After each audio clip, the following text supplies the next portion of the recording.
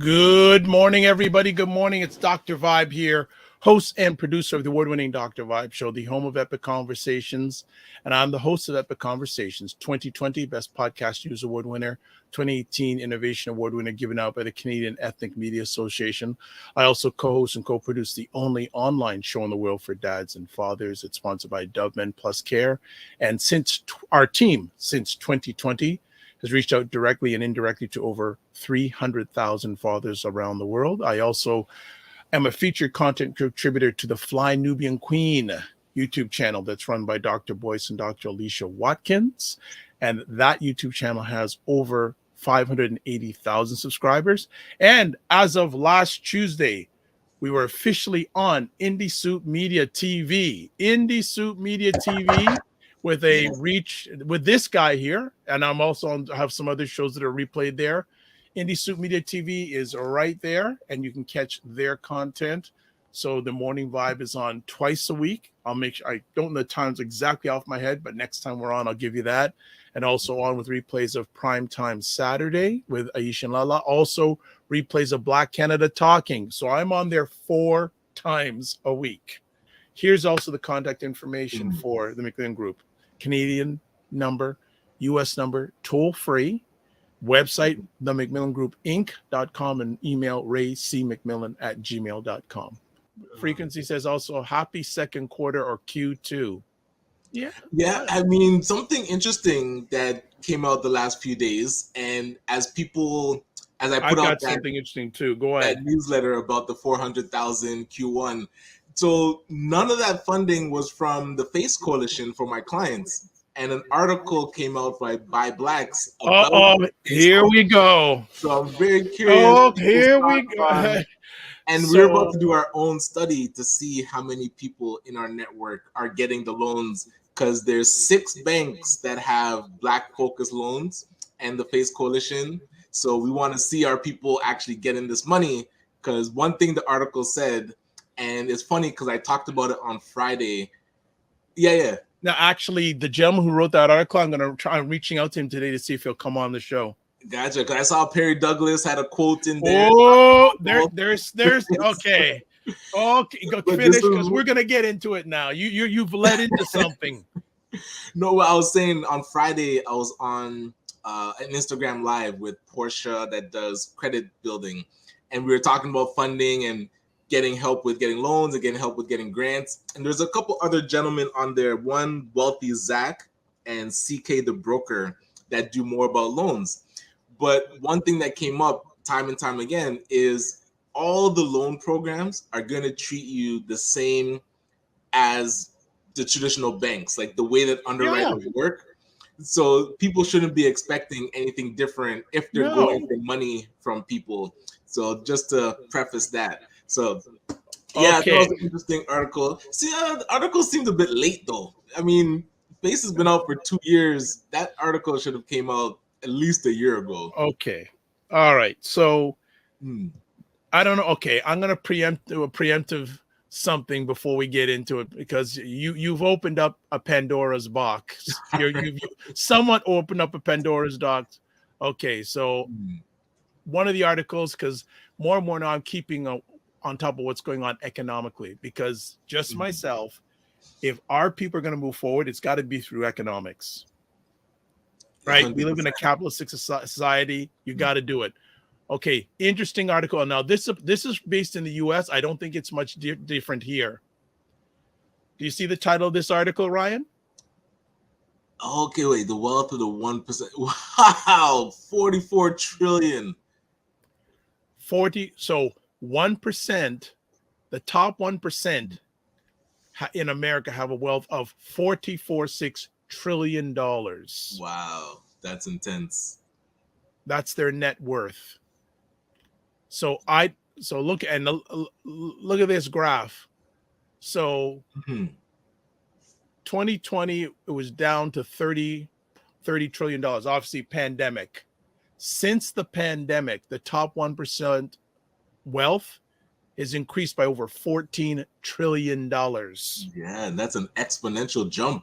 That's like, and you know where they boast most of their wealth increase? investing in the stock market. Because Okay. so I'm investigating how to get involved in that arena, even if it's little stuff, because the stock market, we have to take a look at investing in the stock market, even if it's small. Because the stock market, if you look at what's happened in the stock market since the pandemic, it's going up. It's going up. Yeah, and I mean, I dabble in it. Wealth Simple definitely helped to get an initial account open and start buying stuff that I like. But You got to think like the long term, brands that though. we wear, You got to think long term. You got to be able to. So, for example, again, I'm going to say Dr. Boyce and Dr. Alicia. Dr. Alicia bought Nvidia stock about 5-6 years ago. She just put money in. Yeah. You know how much she bought? $5,000 worth. You know how much it's worth today? Oh man, 20,000? How much? 90 grand. Wow. That's why I love that. Right. So, we do our loans, we do our things, but we should definitely be looking at the stock market, because I was told a long time ago, if you're low class, you move to middle class, buying a home. From middle class to top class, stock investments. Okay. And we're not going to get into it too much now because we have a new friend coming on. There is some noise going on about a 4-letter organization. Oh boy. If it's the one you're thinking or I'm thinking, yeah, it's a lot of noise. Yes. Do we want to talk a few seconds about that, or do you want to save it for another day? That I think we need some reinforcements to talk about that. But for those that are, so hold on, if you're a member of the one I'm thinking is the BBPA, you got a letter that explained a lot of the happenings if you're a member. So if you're not a member, we should definitely have an episode to talk about the letter so that people know a little bit of both sides. But unless you've been under a rock, their CEO that just came in, Leanne Hanaway, has now departed. So things are starting to ruminate about It was only 50 days and she was on like a big tour going around and, talking about being the new CEO of the BBPA. And now a LinkedIn post comes out that she's not anymore, couldn't get on terms with the board. So yeah, I haven't gotten all the details yet. Boy, that's why, I've heard a lot, and from the inside, there is a lot going on, and it is not pretty.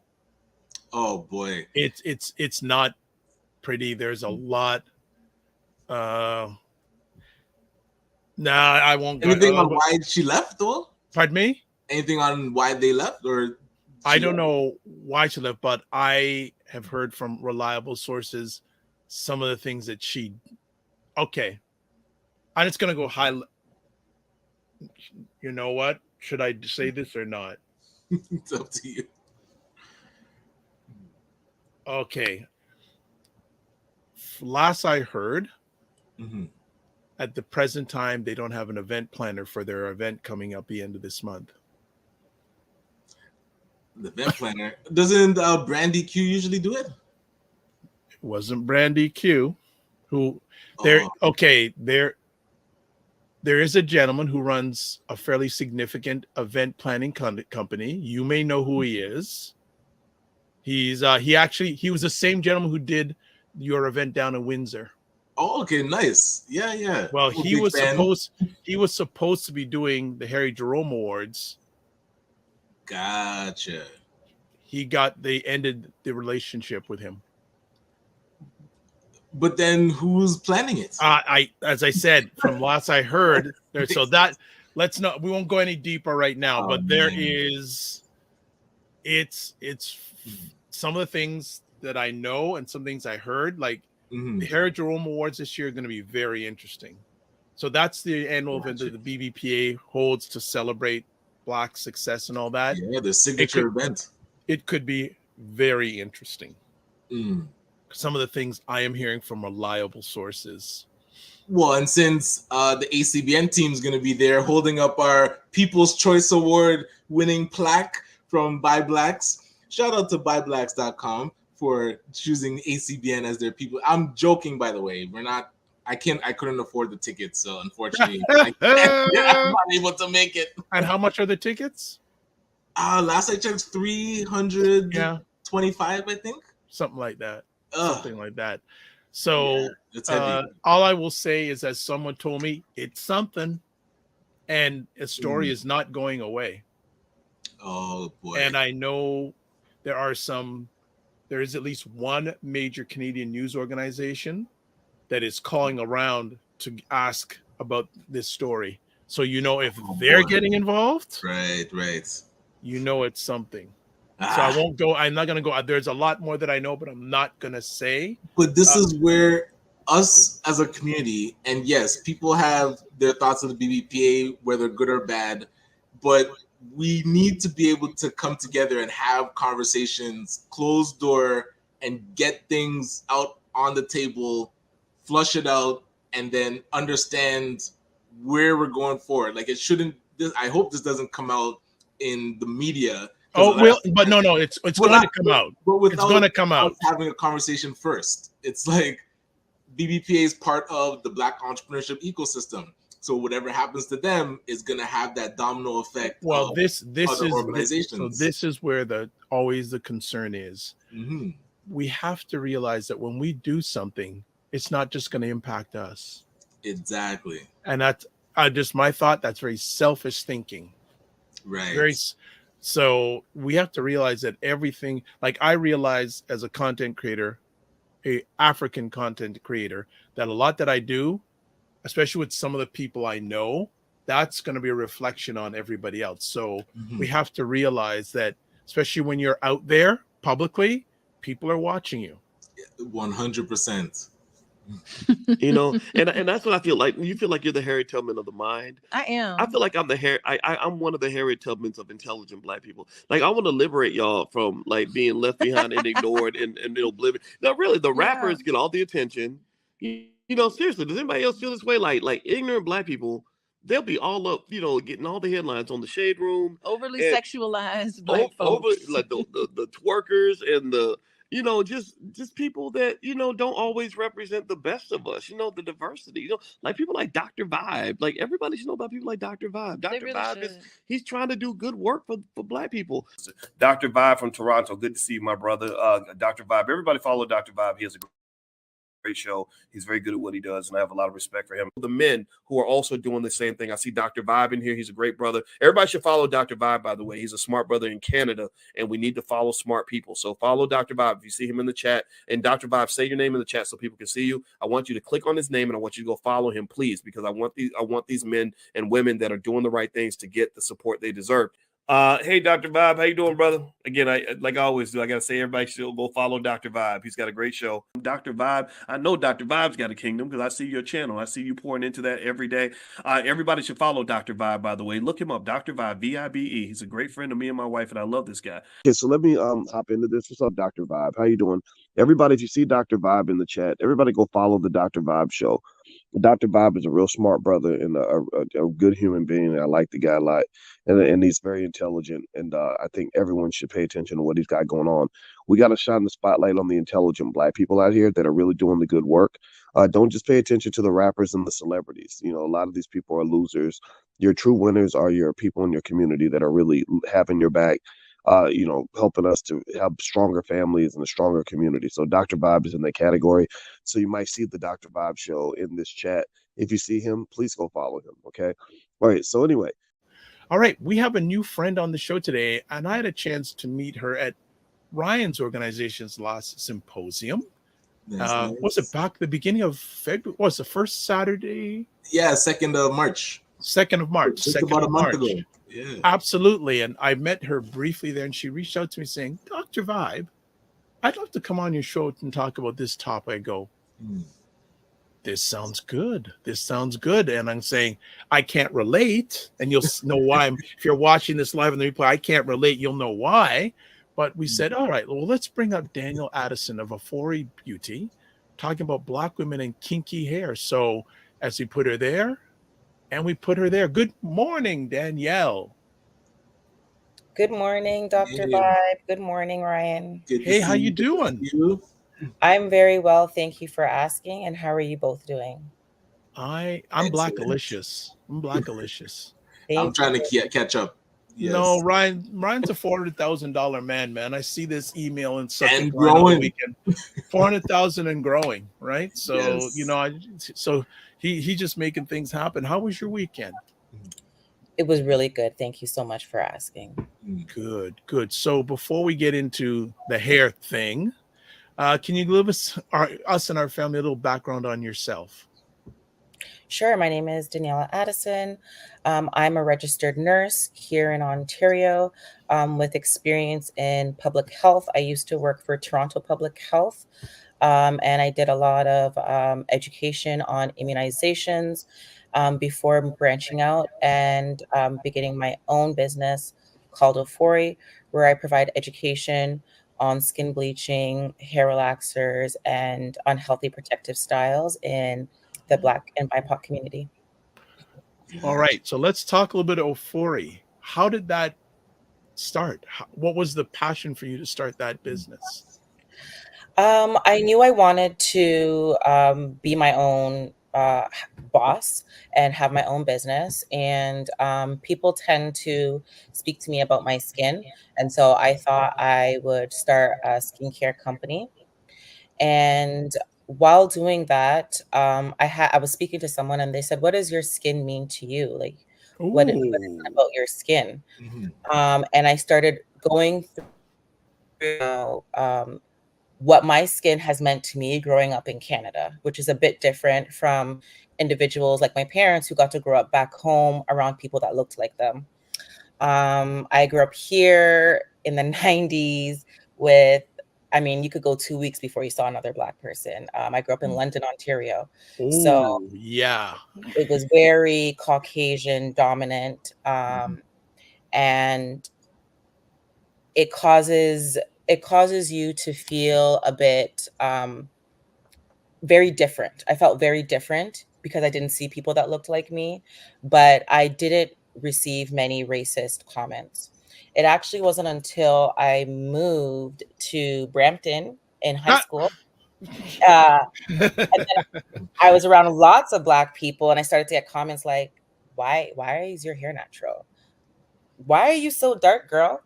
And Okay, let me just interrupt. Were those questions coming from melanated or non-melanated or both? from melanated, only melanated, Mm. only the light skin melanated, especially. Okay. And those were the thoughts that were coming to me when I was thinking about my like creating my business, and that's what made me want to start talking about these topics and start having these discussions about colorism and texturism, and how we treat each other as people of color. Wow. Absolutely. How long has Ofori been in existence? So I actually jumped right in 2024, but I've been building it since 2022. Okay. Oh, Okay. gotcha. Okay. And you Go mentioned the ahead, way Brian. we treat each other. So can you walk us through kind of the mindset of, colorism and our hair, how we keep it, like how that impacts our mind and how we treat each other? Sure, yes, definitely. When I moved to Brampton, that was when I kind of realized that light skin was better, and there was kind of this light skin versus dark skin thing going on. And well, the thought is that light skin is better, Mhm. right? And that's what they try to suggest. And it's a bit of teasing going on. And you've got this light skin versus dark skin thing going on. And then you've got this natural versus relaxed hair going on, where the darker you are and the kinkier your hair is, you are seen as not beautiful, especially for a woman.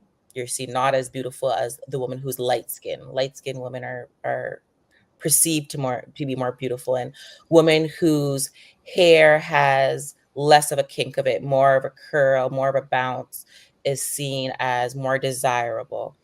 um, And so I wanted to start having those conversations to understand why we think this way and how we can make a change to love ourselves with how we were born and not feel the need to change or compromise ourselves to fit in, especially when we're in that high school age. I want to jump in here. You had mentioned a statement a little bit earlier. I want you to answer directly. What does your skin mean to you, and what does your hair mean to you? My hair and my skin definitely do tell a lot about myself, my family, my heritage, my culture. So it's very important to me.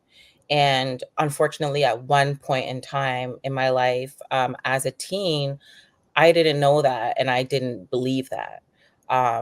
My hair or my skin was a reflection of me or my family or my heritage. And I got sucked into peer pressure and began using skin bleaching creams to be a little bit lighter and fit more in, and began relaxing my hair. Um, and I'm lucky enough that my dad was around and saw when I began using the skin bleaching creams, and he snatched that so quick. I mean, it was quick. I used I used it for about 4 or 5 days, and he had a very, very strong conversation with me about, our skin and how dark we are and how I should love my dark skin. And, now I do, and now I see how different I look from the rest of my family. My family is super dark, very, very dark. And so I was an easy target for many of these remarks at school. But now I look like the odd one out when we're taking like a family picture or something, because I am definitely the lightest person in my family. Wow. Wow. So let me get, what is, since we are two African men, we want to get this definition from you. What is the definition of kinky hair? Because before we came on live, I had an image and you said, no, that's not it. I said, okay, let's get the expert to tell us what kinky hair is. So kinky hair is it's described as kink because of the recoil that it has. So it's kind of like the door stopper. Yes. So that's what kinky hair looks like. It's afro. And the door stopper you have behind your door, just the way it's super tight and coils. That's exactly the way our hair is. So when we stretch it out and it bounces back, that coil is what we call the kink, because it's not like that super what we're used to seeing where it's just very round and circling down. Our hair kind of zigzags. It has a Z formation in it, so it's more of a kink than a curl. Okay. All right. All right. So the hair thing is always a continuous conversation with us. I want you to kick off the conversation because you wanted to chat specifically about Black women and kinky hair. So I want you to kick it off, and Ryan and I will add salt and pepper along the way. Yes, perfect. Thank you. So I think if we're going to talk about kinky hair, we first need to start talking about the history. So historically, in Africa, Black women had a lot of hair, and they did a lot of different designs with their hair. No extensions were needed, and they use a lot of hair threading, and they use a lot of herbs on their hair at that point in time, and they had a lot of hair. There are certain African villages and countries that still use a lot of natural herbs. Chebe powder is something that's very popular right now, and we know a lot about that that group that uses chebe powder. They have waist length hair, and they are just as Black as us. So we know that we can attain that hair, and one of the things we need to understand is the impact of slavery on our history of our hair. And one of the first things that slave owners did when they brought slaves from Africa to the Americas was they shaved their head, because having hair is a lot about your identity, right? So hair used to symbolize things such as your family or your status in the community. Um, and it was a great way to, it could be styled in different ways to show that. And so it meant a lot to people of color. And that's why that was one of the first things that they got rid of, right? To break you down, we need to get rid of the things that you love and that mean something to you and that give you an identity.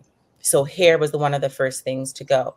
And because of that, it made it easy to condition them, right? If you don't have any hair and you long for it, you're going to look at the people who have hair, and what they wanted was to be so much like the Caucasian slave owners, right? They wanted to be accepted, and they wanted to be accepted under any circumstance. So because um, looking more Caucasian meant that you were more human, and it in some cases decreased the amount of punishment that you had.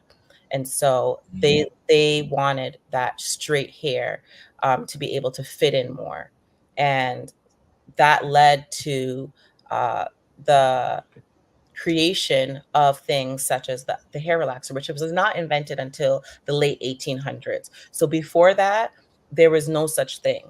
We were just using our Afro hair, and we were just styling that as it was. And we're forced to use things such as bacon grease for our hair, or butter, because they didn't have the things that they needed, that they were used to care for their hair and to moisturize their hair. And they were not getting these things from their owners, right? They had to try to make these things and use what they had to find a way to care for their hair. So unfortunately, they were not able to use the best products to do that. And so what that causes is them using things like butter, kerosene, to try. Pardon me? I just said, whoa. Yeah. It's unfortunate, but those were the things that were used to try to soften and moisturize the hair. And that also led to other inventions, such as the hot comb, which was not invented until the 19th century. And again, it was just to get your hair straight, so that you could fit in. And fitting in meant you could get married, you could get a good career. There was social acceptance. And so these were things that were very important to, especially women. Women tend to be, women tend to care more about how they look. And that has led to generations of women of color using these products until today. And 2019, a study was done. They said 80% of African American women said that they need to change their hair to fit in. Wow. Yeah. Yes.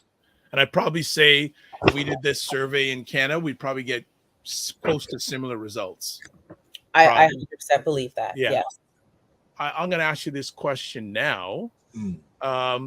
So I got a question. I was discussing this live conversation on the weekend with someone. They said, ask her this question. What is your advice for women who are experiencing polycystic ovary syndrome, PCOS, or any other hormonal issue relating to hair loss? So thank you for that question, Dr. Vibe. Definitely anything related to hormonal, I would say speak to your physician, because there can be a few different reasons why that's going on. And so they really need to dive into that individual, their PCOS, and, be thorough when they go through it. But one of the things that I will advise for anyone who's having any sort of hair loss is to stop using extensions and relaxers, because they break our hair. Why? They break our hair. They break our hair. So for example, like relaxers, everything about relaxers is going to damage your hair. So to first off, before you put in a relaxer, they're going to tell you not to wash your hair, not to scratch your hair. you need to come in with dirty hair. Why? Because the product that they're using is going to burn your scalp. And so they want there to be buildup on your hair so that when they put the relaxer on your hair, it's not really touching your scalp. It's like a buffer. exactly. So A buffer of dirt? A buffer of dirt, yes. What are we talking about? A buffer of dirt. Okay. And with that being said, buildup is not good for hair growth. It's not good. It's not healthy. One other thing they'll do before they even start relaxing your hair is they'll slap a whole bunch of Vaseline around the perimeter of your hair. Again, that is for the burns because there will not be any buildup on the perimeter of your hair. So they're gonna put Vaseline there. If they forget and the chemicals touches your ears, which has happened to me, it'll burn right off. Like literally, like you'll see red, you'll see your flesh underneath. That's how powerful these relaxers are. So you put the relaxer in, they give you the wash, they wash it out. Let's say everything has gone good so far. One of the advice they're going to tell you is don't wash your hair for a week and try not to scratch. Why can't you wash your hair for a week? Your head is tender. Your head is tender. If you put your hand over your head, it may feel a little bit warm, not even touching the scalp yet, but you may feel a little bit warm. It's kind of like if you've ever bumped or hurt your hand really bad, and you won't necessarily see any blood, but if you put your hand over it, you can feel that area is a little hot. You've never recovering. Yes, so exactly. It's that inflammation that is on your head.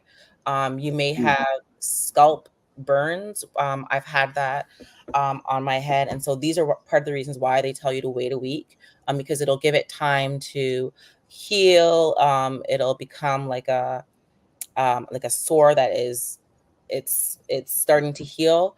So the water does not hurt as much.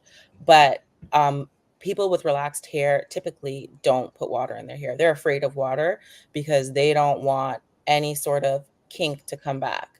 Water will also help your hair to grow. So if they add too much water, the roots will start growing and your roots will not be straight. They'll be kinky. And so yeah, they don't want that. So they're afraid of doing the things that you need to do to keep your hair healthy. Mm-hmm. People will say, I have my hair relaxed and it's halfway down my back. Yes, that can be possible. Our bodies naturally will adapt. And so, you can get length, but that doesn't necessarily mean health, right? Okay. Just because your hair is super long doesn't mean it's healthy. Yes, you can have a lot of hair while relaxing, but as of 2015, they've also said that with Black women, we have the highest rate of alopecia, period. Okay, tell people what that is because some people may not. So alopecia is the balding of the head. So you may have certain areas where you don't have hair growing anymore that you used to have hair growing in. And so you're going to be losing your hair, and Black women have the highest rate of hair loss, specifically traction or tension alopecia. So that is caused from tight hairstyles. It is also our fourth highest dermatological diagnosis. So when it comes to hair and skin, that is the fourth highest diagnosis, period. So continue on. This is a really good educational session because it's somewhat similar to the last time we had Wayne Harris on. I don't know if it was the last time or the time where he was talking about women use with their press-on nails and going to the shop to get that done, and the chemicals. He says the chemicals that they use to do that, like our fingernails are porous. Mm-hmm. So when he said when you're putting that stuff on, I'm not a medical expert. Maybe he knows what he's saying. The chemicals end up seeping through your nails into your skin. Mm-hmm. I'm not saying. I'm just saying. Continue on. Yeah. So anything that we put on our skin will be absorbed. right? So any lotions, any creams, any soaps, any relaxers, they will be a little bit will be absorbed by the skin, because with the relaxers it is washed out, but at the moment that it's on the skin, your body is absorbing it. And so with that comment that said, uh, that the chemicals may pass through and go to the brain, there is also thoughts that it causes cancer, specifically uterine cancer, and there is a slew of companies that are being sued right now. Some big names that we all know and probably have used are L'Oreal, Dark and Lovely, Just for Me, Motions, African Pride. These are some of the, like, I would say, A-listers when it comes to hair relaxers. These are the relaxers that are normally used. And so they have things such as parabens, metals, formaldehyde. For people who don't know, formaldehyde is what they use to preserve like frogs and pigs for high school dissection in grade 11 biology. That's what they use to preserve it, and that's what they're using also to make hair relaxers, and we're putting it directly. Wow. Holy, is that Blue Magic on that list? I always remember seeing that. I haven't seen Blue Magic on that list yet. But I mean, one of the big things that I will say that all these lawsuits contain is failure to warn consumers. So what that means is that the individuals who are suing are saying that these companies knew ahead of time what would happen when consumers use the relaxers, and they chose not to warn people because of the billions of dollars that they were making. Gotcha. Similar like cigarettes, how they knew how bad it was, and still, that's wild. But I was curious, I know with your transition from relaxing your hair to then allowing it to be kinky, what was it like for you, both mentally and physically? Because for those that might be considering making that shift, I'm curious to if you could share your story on that transition. Definitely the transition was not easy. So I used to wear weaves, frontals, extensions, blonde, red, you name it. I had it. And it was almost like an addiction. So stopping was quite hard, to be honest with you. I haven't worn any fake hairs in almost 2 years now, but the wigs are still in the basement in a bag. And it's like, why do I have them? Why do we hold on to it? I don't know. It's very hard. My first couple of weeks where I was natural, I literally didn't know what to do with myself, you know? And when I say natural, I mean no extensions in any shape or form, you know? So a lot of people will say they're natural, but it's under their wig. You can't see it. It's under their wig. Right.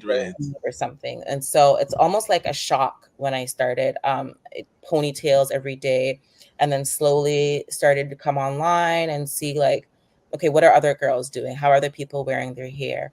And try to get my, like, you know, 2 or 3 main hairstyles that I can wear daily that don't take, you know, more than 10 minutes to get myself prepared. But I mean, you do have to start to love yourself and love your hair and get to know your hair. What can my hair do?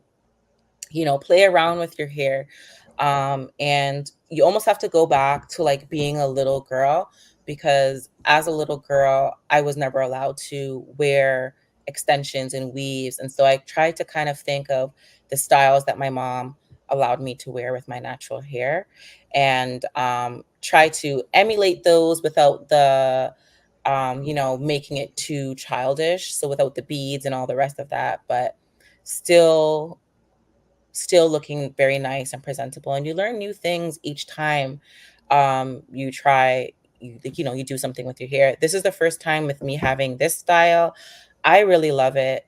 I will definitely do this again. And so I encourage individuals who are starting out with their hair to just really just try whatever you think. If you see something that you like, just go for it. Try to shape your hair, be patient with your hair. And also understand that long hair doesn't mean that it's healthy. So try to focus more on having healthy hair and practicing things that will allow your hair to strive and to grow the way you want it to grow, and be patient. I know it's so hard to be patient. You want that big fro that you saw on Instagram today, and it just doesn't work like that. It's day by day, and just take it slowly. Try one style today. You don't like that, there's something else that you can try tomorrow. Fitness IQ Cam says, but boys, girls, hair always grows faster. They're just not damaging it. Hair grows at the same length for everyone, other than you may get a little bit more growth with genetics, but everyone's hair grows the same. So it has to be with the retention. So what are men doing differently? Men are not playing with their hair as much. Men are not going and adding chemicals to their hair as much. Men never put extensions in their hair until as of recently. That was not a thing for them. So it makes sense that men's hair would grow longer and faster because they're also not damaging it. Okay. Fitness IQ Cam stands as, I have friends that make them, sir. Well, that's no surprise. You have friends everywhere. You're global. Serena says, pronounced trichotologist. It breaks my heart to see toddlers with extensions and their edges are pulled so tight. Yes. And she says, and guys who use it, I appreciate all the fellas that take care of their beards. Well, not surprised me. You're so global. Everywhere anytime I go in an event, she's there. People are always around her. So that's just no surprise. Yes. I know we've been all over the place. I want to make sure you're wanting to share everything about Black women and kinky hair during this conversation. So if there are things you haven't mentioned, please mention them. We've spoke about a lot of things. I think I just want to respond to one thing that Serena said about young children with extensions and their edges are pulled so tight. It's actually something that I've noticed that it's only Black people that do.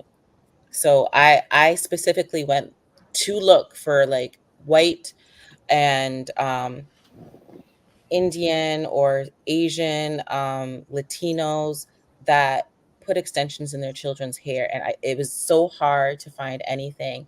And when I go online, just in general, I see videos of Black children or Black young girls sitting in some salon owner's chair crying.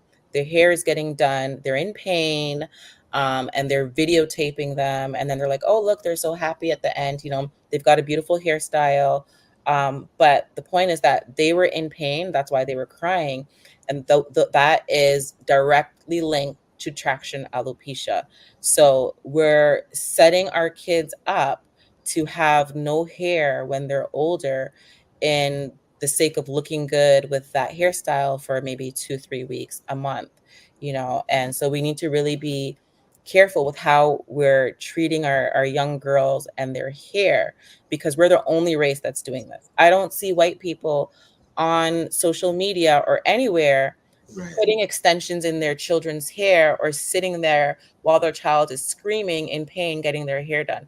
I don't see videos of any other race doing this except ours. I'm not sure why it's acceptable, but it's something that we really as parents need to start talking about. Okay, but I just want to jump here. I think why people accept, because we want to be appreciated by, some would say, the dominant culture. I can see that, but when your child is in pain crying because of that, I mean, it's like we're not the only a race of color. There are other races of color that aren't doing this. They're not actively hurting their child, right? Because the child is crying in a lot of these videos. Serena says, yep, I've seen us. I only see us with the babies and toddlers and littles with extensions or hairstyle with their edges pulled so tight. Yeah, it's unfortunate. Ryan, you've been quiet. Thinking, or do you have some stuff you want to share? No, I just love this perspective and curious any calls to actions for the audience, especially for parents. I have a son and daughter, and I know my daughter is the one that talks about and works with their hair more. So any calls to action for the parents and how we can have these conversations with our children. Definitely. So if you go on my website, I do offer a workshop where I dive more into this conversation with mothers and empowering them on their hair. I will be posting more blogs on this so individuals can also get more information.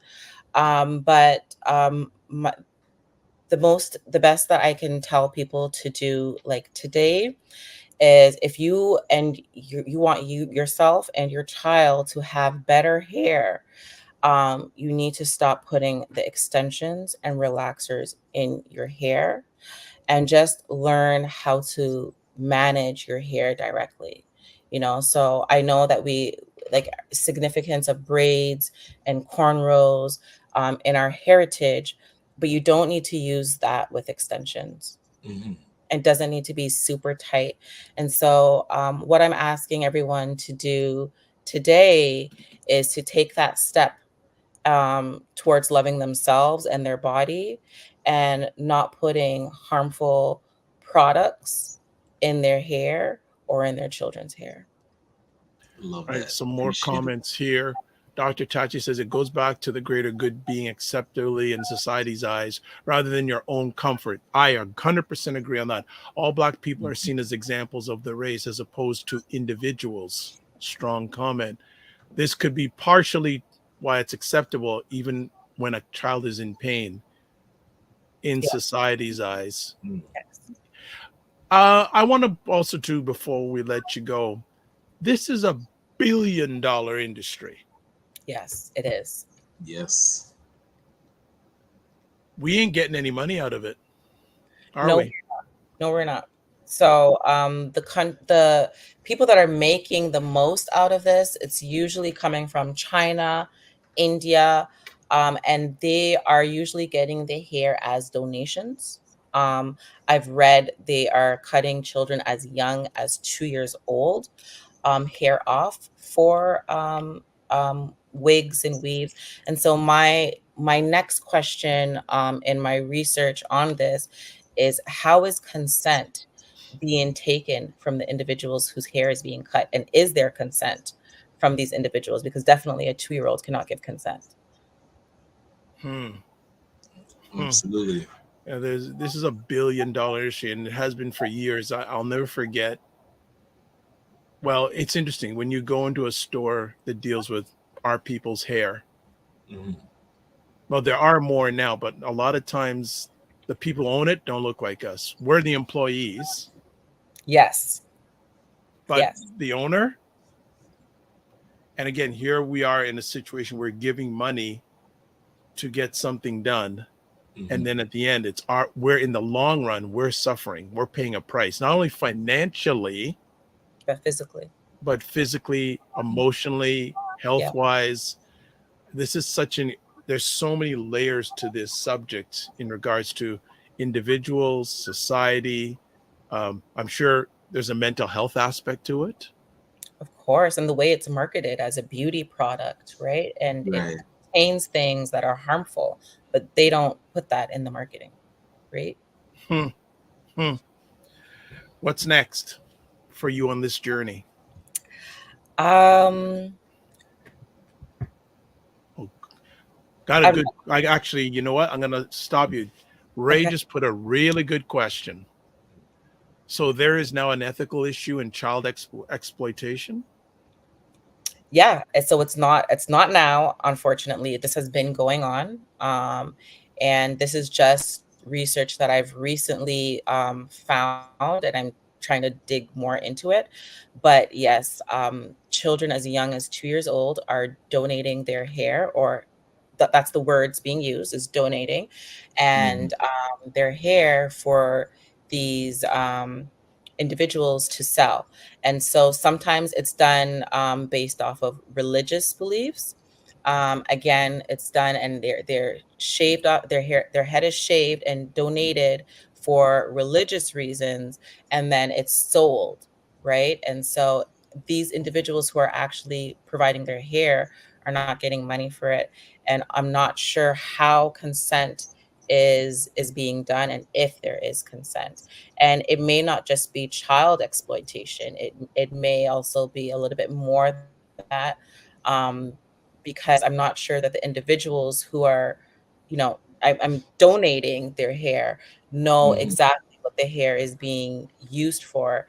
And if they're being told that it's for religious reasons, again, mixing money into that, and you're donating it for religious reasons, but then there's profit being made out of it, and not just a little bit, billions of dollars are being made off of it. So Wow. Okay.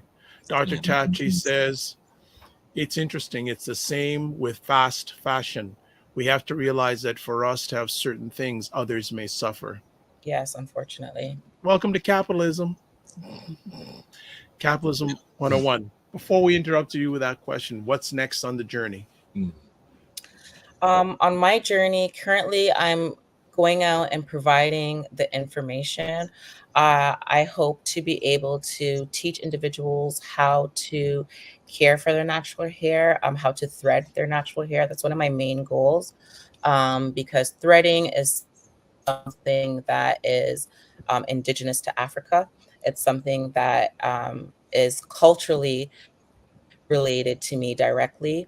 And it's a way that I was able to grow my hair in a very short period of time. And I think that others would appreciate that as well. And it's healthier. You can get many different styles, and some that look like the ones that we have today with extensions, but they're all in your natural hair. And so just asking individuals to be a part of my journey.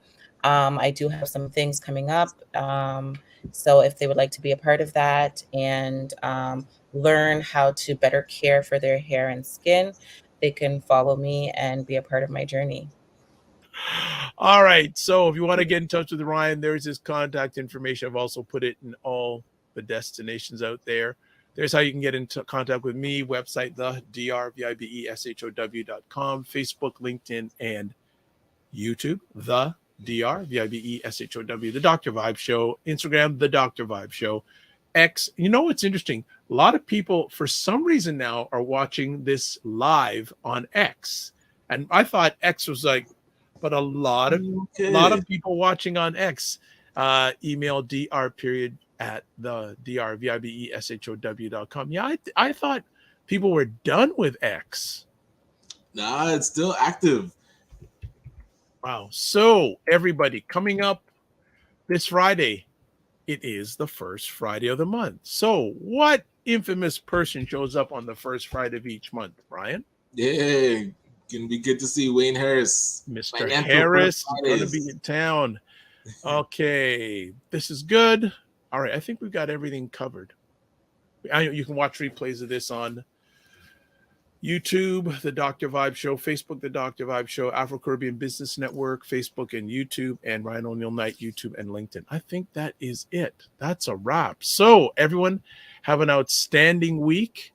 Actually, when we come on Friday, I have a question for the audience. I just thought about that. Actually, I think I may want to incorporate it on at the beginning of every morning vibe show just to see what the engagement is. But you know what? We're out of here. Have a great week. Don't just manage your time, manage your energy. Remember to give yourself grace and live your life as a dream. I said reverse this time. Live your life as a dream. If you can dream it, you can make it. Sometimes you have to get small to get stronger. Block assumptions. Aim bigger, aim better, aim higher, aim wider. Love, faith, and respect. And remember to give yourself grace and don't just manage your time, manage your energy. We out. Take care of your head. This one, by the way.